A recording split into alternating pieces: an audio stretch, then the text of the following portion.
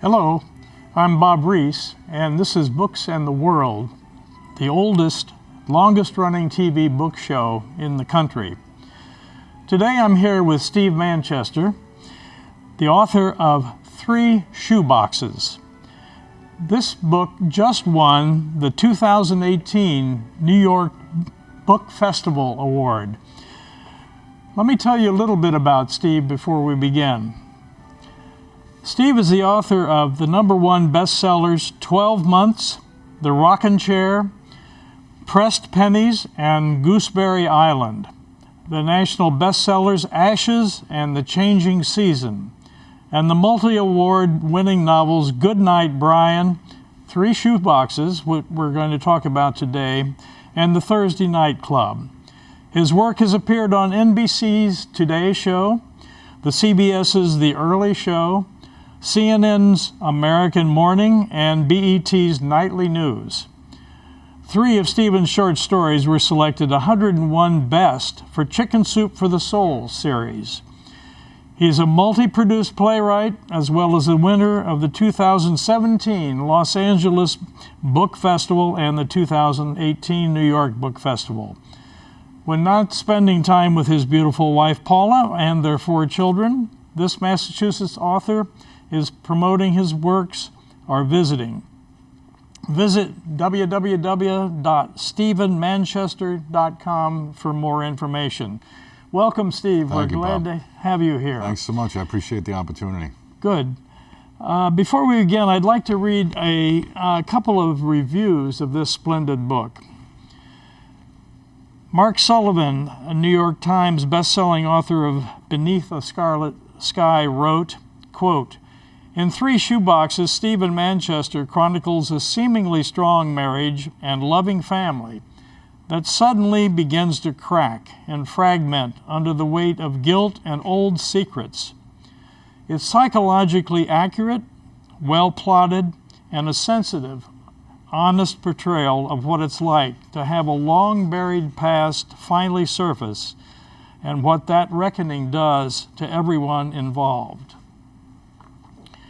Carla Neggers, a New York Times and USA Today bestselling author, wrote, quote, "Compelling and emotional, 3 Shoeboxes takes readers on a heart-wrenching journey through some of life's toughest challenges, always with the ever-present sense of the transforming power of love and hope. 3 Shoeboxes is Stephen Manchester at his finest." That's pretty lavish praise, Steve, I'd say. Yeah, and I'm grateful for it. I really am. Tell me a little bit about yourself, Steve. I actually come from Westport, Massachusetts, and the seed for me to be a writer is, my grandfather was an amazing storyteller. And I remember him, telling us stories when I was young, and it was, me understanding that there are power in words, right? You can make people laugh, cry, but really it's about connecting, So I didn't realize being young that he had planted that seed. Fast forward 20 years, I served in the first Gulf War, which was somewhat of a brutal experience for me. And but during the most trying times, I remember sitting in the Arabian desert thinking, when I get home and I get out of this, I'm going to chase down my dream, and that was to be a published author.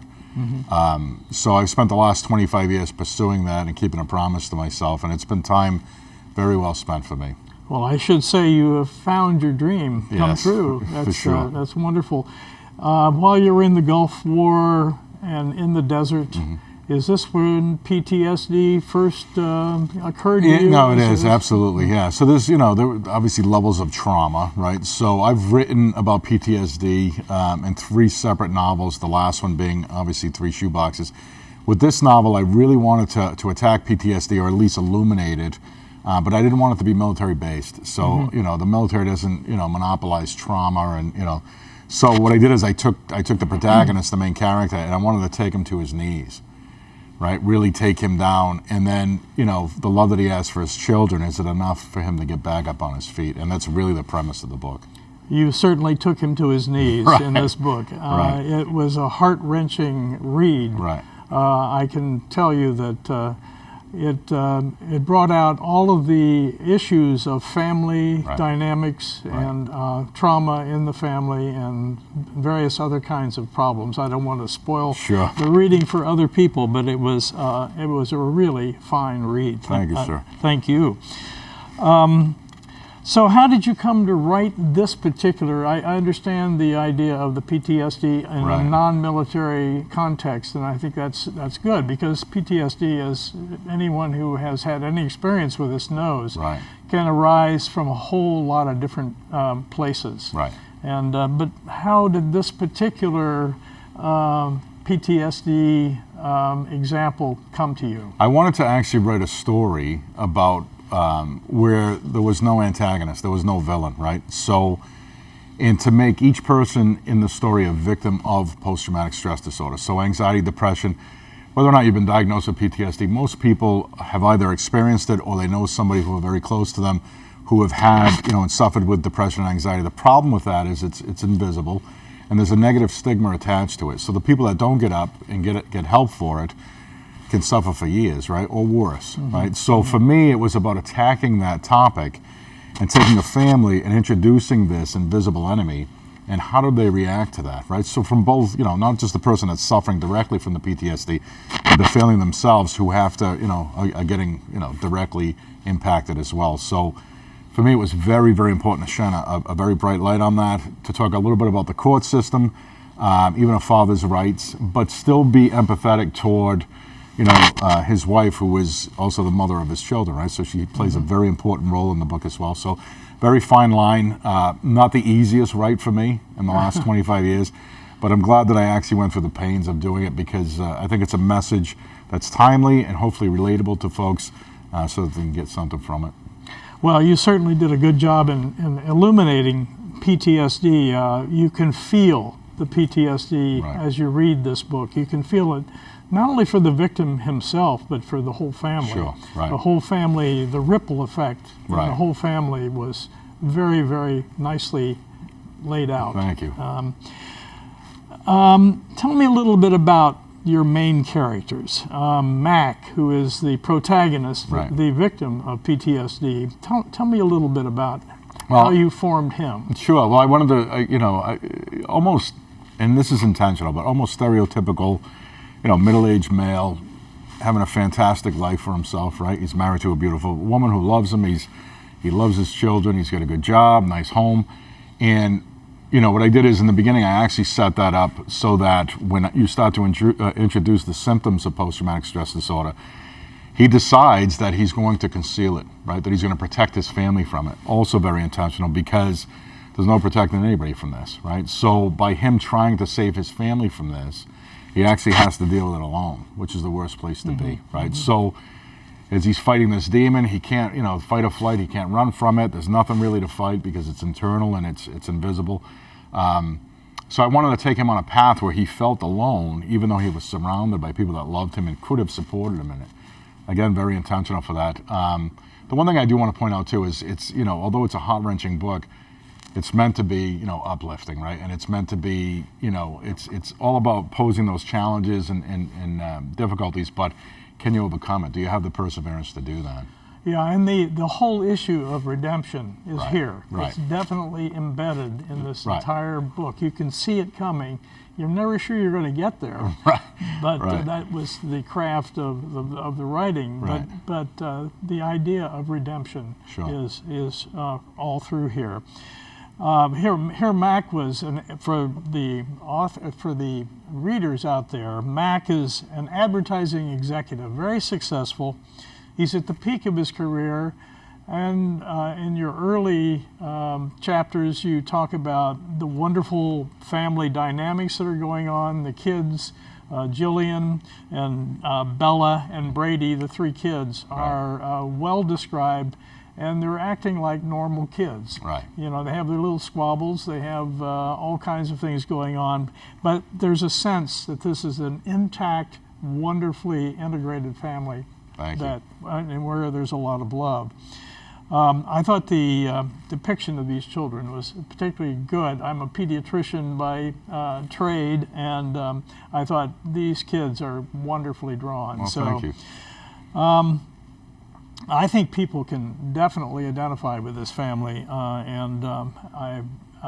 what happens to them is really pretty devastating as the book goes on. You must have done a fair amount of research I did. On PTSD and various other psychological disorders Right. in order to write this. Can you Yeah. talk about that? Yeah, so, post-Gulf War, some of it's autobiographical, right? So unless you can feel it, right? I don't, as a writer, unless I can cry and laugh, I don't expect my readers to be able to do the same. So a lot of the research for this was done 20 years ago when I actually went through some of my own, stuff post-Gulf War. Even though the circumstances or the conditions are different, the feelings are the same, right? So unless I can write that, I don't expect, again, for people to attach themselves to it. What was different about this project is it actually began as a stage play. So we put the stage play up, and then what I did is and it took about 8 weeks to really get that together, but a stage play is very concise. You're looking at 15,000 words. When I decided to do the novel, I had to blow it out to 80,000 words, and I didn't want to write any fluff, right? So it took me some time to do that. The research from the stage play was fantastic because all of the names in the book are actually names of friends of mine who played in the play, right? I noticed that. Yeah, so, the Dr. Faust Fiore, he's actually a very dear friend of mine who played the role in the book. So originally in the play, there were different names. Once the play had concluded and I started to write the novel, I actually basically attached their names to it. So, and it was kind of nice to do that because I could see the faces, I could see the actions, interactions, and it helped me to do that. Well, it's interesting. One of the questions I had for you was, where did you come up with Faust Fiore as the psychologist that he ultimately was fortunate enough to find? Right, absolutely. Who's also actually a cleric, Yes. as you point out in the book. But he's a real person. Right, he is. And is the real Faust Fiore a psychologist? He's not. He's not. He's he's been in radio. He's a publicity type person. So, but again, he's a friend of mine, and I think, watching him up on the stage, and even though he delivered lines that I wrote, he actually manifested them, right? So I was able to take that and apply that into the book, right? So I felt closer to the characters. And I'll give an example. Bella, who's the second child, is my daughter, right? Oh, really? Right. So she's big into theater. I was able to share through my writing. Most of the time, I sit alone in my little tower and I write my book, and, I'm inside myself. With this book, I was actually able to share it with my family by my daughter being up on the stage and then me taking that and turning it into a novel. That's interesting. Yeah. Another. Speaking of names, another name that fascinated me was the nurse that he had when he finally admitted himself to the psychiatric hospital for rehab from the PTSD, and her name was Mal, M-A-L, and I thought, my goodness, Malady. Is this intentional? It is. I worked in the prison system in Massachusetts for 10 years. My partner, a guy by the name of Dan Callis, was very good friends with. I actually became friends with his mom as well, and her name was Marilyn. Her nickname was Mal, and she had recently passed. Right, so to pay homage and to honor him and his family, I used her name in the book. I see. Yeah. Okay, that explains that. Sure. So we were talking earlier about PTSD, and what I know a fair amount about PTSD through my child abuse pediatric work, and one of the things that I noticed that his panic attacks were the early symptoms of PTSD, and his anxiety attacks, and some of those got to the point where he took himself to the emergency room to get some relief, thinking that probably he was having a heart attack or he was having some sort of a respiratory problem. Sure. So he goes to the emergency room. Talk about that a little bit. It's also somewhat autobiographical, right? So I think what happens is people who aren't educated or have knowledge about post-traumatic stress disorder, any of the symptoms, specifically anxiety disorder, and the symptoms of those, don't understand that the mind and body are attached, right? So you can't go anywhere without both of them together, right? So when you first feel that type of stuff, the automatic, I think, response to that is this is physical, right? So when you try to go and get help, you think, well, I'm having a heart attack or maybe I'm going crazy, right? And you get in there and they're like, oh, it's just just a panic attack, or it's just an anxiety attack, which I presume from, a medical perspective, you're in a lot better shape than if it's, heart disease, right? So I understand that.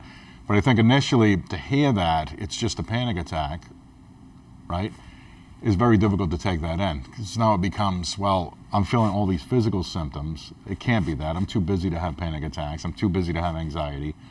I should be stronger than this. And then I think what happens is all of those negative stigmas start to play into it.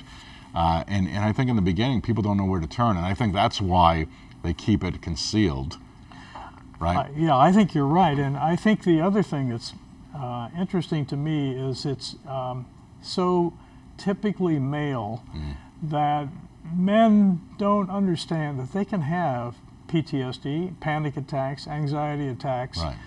And I was also interested in the reaction of some of the personnel in the emergency room. Right. The emergency room were saying it's just a panic attack, and there was some sniggering going on that he overheard. Right. And I think this is a message to the medical profession and the nursing profession, is that you have to maintain a certain decorum, if you will, in those situations. I was also interested in two minor characters that you portrayed so well.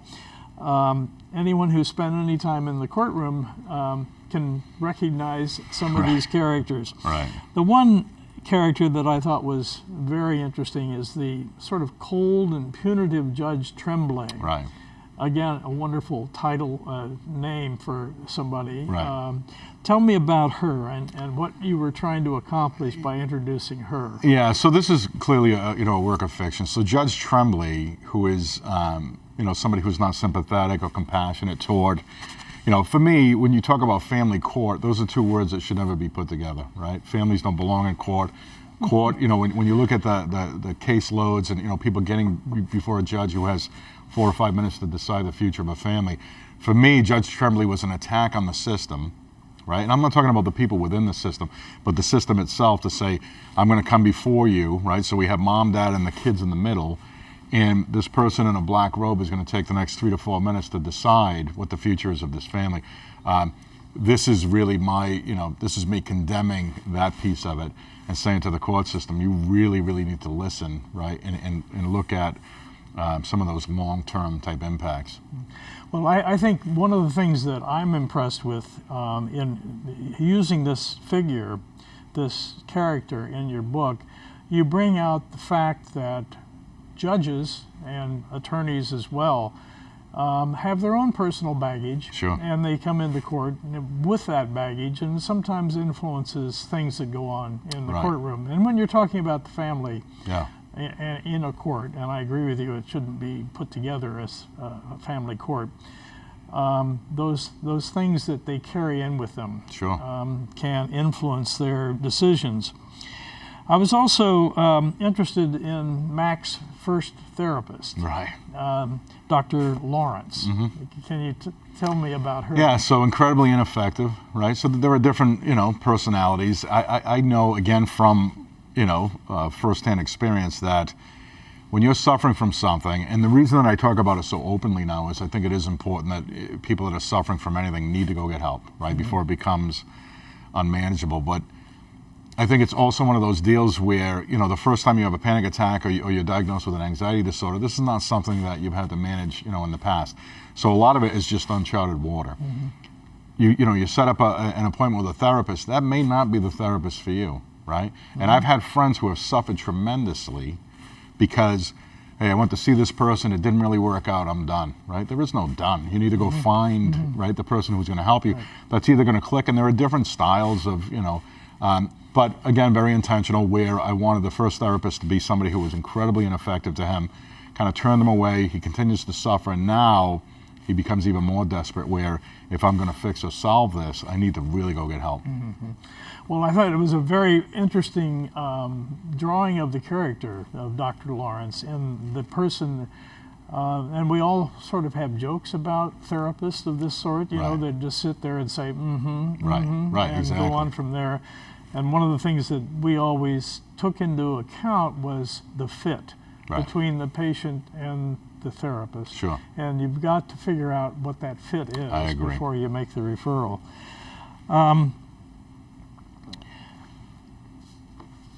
Let me. Would you like to read a passage or two? Or, Sure, I can, absolutely. Let me just Yeah. find something real quick. the traumatic event was revealed on page 185 and on 206. If you want to talk about the traumatic event that gave rise to these things, that you don't talk about them early in the book, Right. but you do later. You allude to the auto accident in the very first chapter, Sure. but I don't know whether you want to make this a spoiler or not. Okay. Yeah, let's do it, right? I mean, Okay, it's, yeah, okay. sure. Faust opened the folder that contained his notes. So tell me when the symptoms started, even a ballpark time frame. Oh, I can do better than that, Max said. If I lived 1,000 years, I'd never forget the day it started. Faust waited. It was late August at my son's birthday party. I was blowing up a balloon. All of a sudden, I couldn't breathe. From inflating a balloon? Max shook his head. I don't think that was the actual cause. I mean, I'm not in the best physical shape I've ever been in, but... So what was going on at that time, Faust asked? Do you remember anything out of the ordinary? Mac inhaled deeply. No, not that I can remember. He gave it some thought. Let's see, my creative team and I were working on the Woodpine project at the time, which carried a pretty rigid deadline, but that's nothing unusual. He shook his head. Can't be that. What else? My sister-in-law was around a lot at that time, and she's a real pain in the backside. He shook his head again. Nah, she's always been a small price I've had to pay to be married to the woman He stopped again. Faust allowed it. Okay, let's try to pinpoint it a little better. The man leaned in. I want you to picture that first panic attack you had, blowing up that balloon. Okay, Max said, nodding. And then I want you to back in or rewind everything that transpired just before that attack. He nodded. Go back minutes, hours, days, until something clicks. Well, as much as I'd rather not, I can definitely remember that first panic attack. Before that, he stared off into space, allowing his mind to travel back. It was a busy weekend. My wife and I were celebrating our 15th wedding anniversary and enjoyed a wonderful dinner at Davio's in the city. We were driving home and suddenly Mac felt like he'd been kissed on the temple with a sledgehammer. All of the air in his lungs left him. Oh, man. Faust leaned forward in his chair. What is it, Mac? He asked. Tell me. It was that accident we passed, Mac realized. That's what kicked off this nightmare I've been living through. Mac, Faust repeated. In a state of shock, Mac looked at the man. On our way home from the restaurant, he said, still unsure why he hadn't put the puzzle together until now. Jen and I passed a pretty bad car accident. We slowed to help, but Faust waited, studying Mac's face.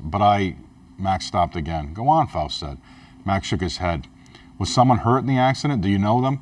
I didn't know the people in the crash, Mac said, but there was a lot of blood, and Faust continued to study him before jotting down some notes. I think we may have found your trigger, he said quietly. Have you ever been in a motor vehicle accident, Faust asked? Like a violent stalker who'd just been exposed, the first glimmer of truth rushed back to Mac, nearly knocking him off the bed. Right. Yeah, that's very graphic, and Right. It's as I say, you alluded to this in the first chapter when he and his wife were coming home from a party, and they encountered an accident, which started the whole problem, Right. as you've pointed out. So what's next for you? What are you going to do next? Are you already working on something? Yeah, it's never ending. So I talked to the publisher, and I love to produce these books, and I love for me to connect with readers. I am happiest when I'm busy, right? And I'm happiest when I'm creating and writing. And people will say, what's the best book you've ever written? It's the book I'm working on, right? Or the next book. So for me, I'm actually working with my publisher, Lou Aronica from the Story Plant. And we're working on a novel called Dad, a novel, right, which is basically me honoring my father, and kind of, heartfelt, and maybe 3 generations of fathers, so the grandfather, the father, and the son. So we're actually in the phase of storyboarding that right now. It used to take me a year, 18 months to write a book, and now it takes me about 6 months. Mm-hmm. So once I have that storyboard down pat, then I go to my happy place, right, mm-hmm. And while everybody else is watching reality TV, whether that's Fox or CNN, I'll be on the laptop pounding away on the keys and really, just enjoying the process itself. Right. So. Well, you seem to have a theme in the books that I know about, Right. and that's family. Absolutely. And the everything. family means a lot to you, Sure. obviously. Means everything. And it comes through, and particularly in this book, I think it's, as one of the reviewers said, it's the best yet that Right. you've done. Well, Now, thank the you. one you're working on now is probably even better, right? Yeah, you hope. I mean, for me, it's competing against myself. People will make comparisons to other authors or other works. It's not about that for me. It's about, first of all, creating a body of work that my children and hopefully someday my grandchildren can be proud of. But it's also, being who my grandfather was, which was a storyteller, right? And kind of bringing that full circle, but competing against myself. So my hope or my work ethic kind of lends itself to the next book needs to be better than this one for me. Yeah, yeah. Not to get too personal, but is your grandfather Irish? He's not. Well, he's English, right? English, So, yeah. okay. He's a swamp Yankee. The whole United Kingdom Yeah, seems to love stories. Yeah, absolutely. From Shakespeare, Beowulf, I Yeah. guess. His actually, it's funny because his nickname, but they call him Swamp Yankee. And when I served in the Gulf War, my code name was Swamp Yankee. Yeah, so I did that to honor him. But for me, it's all about family. I mean, family's the foundation, right? So. Yeah, I mean, if the book, for me, if you can't laugh or cry, if I can't bring you to an emotional place, it's not worth me putting pen to paper. So, Right. Well, I want to reiterate the fact that this is called Three Shoeboxes by Steve Manchester. It's available on Amazon, at your local bookstores, any other outlets that you can Barnes mention? and Noble, Barnes and yeah, Noble, all of them, right? Yeah, Right.